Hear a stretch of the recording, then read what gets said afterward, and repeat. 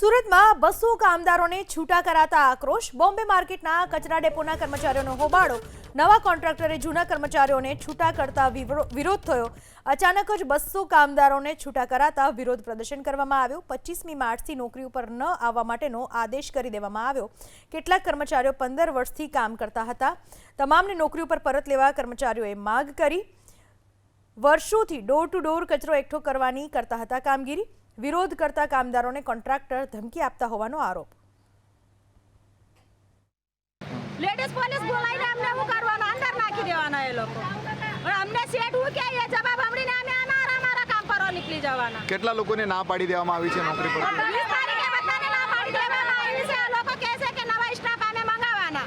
તો અમારા જૂના સ્ટાફ કાં જવાના? 25 વર્ષથી અહીંયા નોકરી કરે છે અમે લોકો. અમને વાત સાંભળી છે કે 20 તારીખે બધાને કાઢી દેવાના છે.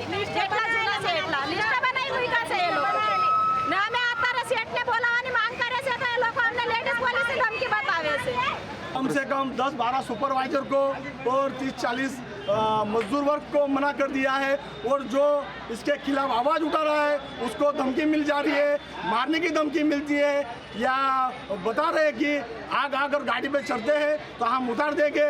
आपकी रोजी रोटी छीनने का काम कर रहे हैं. यहाँ की जो है मैनेजर जो सेठ लोग हैं वो यहाँ पे लोगों को तानाशाही कर रहा है. वो हिटलर की औलाद है. यहाँ पे मजदूर को धमकी देने का काम कर रहे हैं.